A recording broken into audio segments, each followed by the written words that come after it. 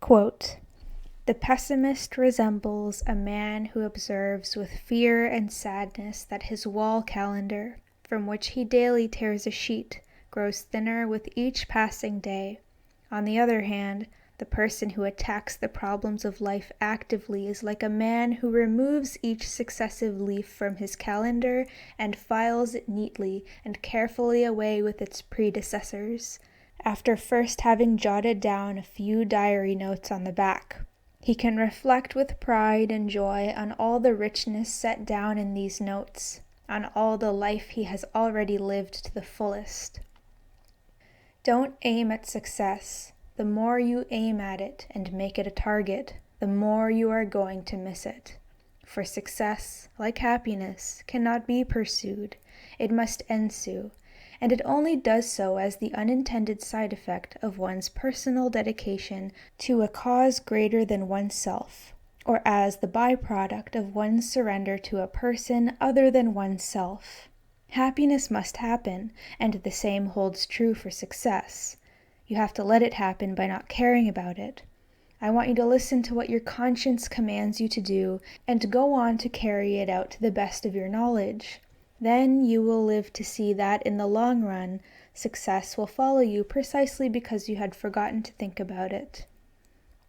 Life is never made unbearable by circumstances, but only by lack of meaning and purpose. In some ways, suffering ceases to be suffering at the moment it finds a meaning, such as the meaning of a sacrifice. The attempt to develop a sense of humor and to see things in a humorous light is some kind of a trick learned while mastering the art of living.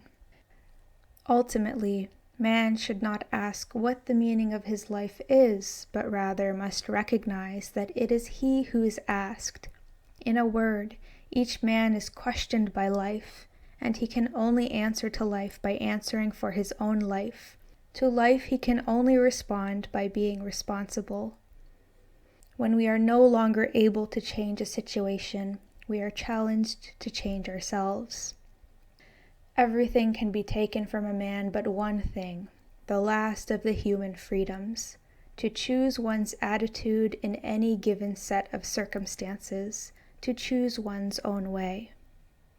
These are just a few quotes by Viktor Frankl. But who is Viktor Frankl, and what is his legacy? Viktor Emil Frankl was born on March 26, 1905, and died on September 2, 1997. He was 92 years old. Frankl was an Austrian psychiatrist who founded logotherapy, a school of psychotherapy that describes a search for a life's meaning as the central human motivational force. Logotherapy is part of existential and humanistic psychology theories. Logotherapy was promoted as the third school of Viennese psychotherapy after those established by Sigmund Freud and Alfred Adler. Frankl published 39 books. He was a Holocaust survivor, and the autobiographical Man's Search for Meaning is based on his experiences in various Nazi concentration camps. Frankl was born in the middle of 3 children to Gabriel Frankl, a civil servant in the Ministry of Social Service, and Elsa née Lyon, a Jewish family. His interest in psychology and the role of meaning developed when he began taking night classes on applied psychology while in junior high school. As a teenager, he began corresponding with Sigmund Freud when he asked for permission to publish one of his papers. After graduation from high school in 1923, he studied medicine at the University of Vienna. During his studies, he specialized in neurology and psychiatry, with a focus on depression and suicide. In 1924, Frankl's first scientific paper was published in the International Journal of Psychoanalysis. In the same year, he was president of the Sozialistische Mittelschüler Österreich, the Social Democratic Party of Austria's youth movement for high school students. During this time, Frankl began questioning the Freudian approach to psychoanalysis. He joined Alfred Adler's circle of students and published his second scientific paper, Psychotherapy and Worldview, in Adler's International Journal of Individual Psychology in 1925. Frankl was expelled from Adler's circle when he insisted that meaning was the central motivational force in human beings. From 1926, he began refining his theory, which he termed logotherapy. Between 1928 and 1930, while still a medical student, he organized youth counseling centers to address the high number of teen suicides occurring around the time of end-of-the-year report cards. The program was sponsored by the city of Vienna and free of charge to the students. Frankl recruited other psychologists for the center, including Charlotte Buehler, Erwin Wexberg, and Rudolf Dreikurs. In 1931, not a single Viennese student died by suicide. After earning his MD in 1930, Frankl gained extensive experience at Steinhoff Psychiatric Hospital, where he was responsible for the treatment of suicidal women. In 1937, he began a private practice, but the Nazi annexation of Austria in 1938 limited his opportunity to treat patients. In 1940, he joined Rothschild Hospital, the only hospital in Vienna still admitting Jews, as head of the neurology department. Prior to his deportation to the concentration camps, he helped numerous patients avoid the Nazi euthanasia program that targeted the mentally disabled. In 1942, just 9 months after his marriage, Frankl and his family were sent to the Theresienstadt concentration camp. His father died there of starvation and pneumonia. In 1944, Frankl and the surviving members of his family were transported to Auschwitz, where his mother and brother were murdered in the gas chambers. His wife died later of typhus in Bergen-Belsen. Frankl spent 3 years in 4 concentration camps. Following the war, he became head of the neurology department of the Vienna Polyclinic Hospital and established a private practice in his home. He worked with patients until his retirement in 1970. In 1948, Frankl earned a PhD in philosophy from the University of Vienna.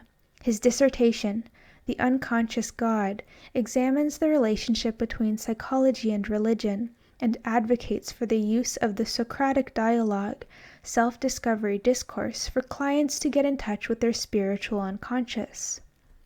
In 1955, Frankl was awarded a professorship of neurology and psychiatry at the University of Vienna and, as a visiting professor, lectured at Harvard University, Southern Methodist University, and Duquesne University.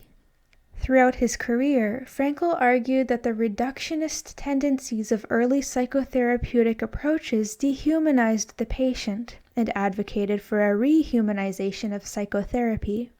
The American Psychiatric Association awarded Frankl the 1985 Oscar Pfister Award for his contributions to religion and psychiatry. While head of the neurological department at the General Polyclinic Hospital, Frankl wrote Man's Search for Meaning over a 9-day period. The book, originally titled A Psychologist Experiences the Concentration Camp, was released in German in 1946. The English translation of Man's Search for Meaning was published in 1959 and became an international bestseller. Frankl saw this success as a symptom of the mass neurosis of modern times, since the title promised to deal with the question of life's meaningfulness. Millions of copies were sold in dozens of languages. In a 1991 survey conducted for the Library of Congress and the Book of the Month Club, Man's Search for Meaning was named one of the 10 most influential books in the U.S.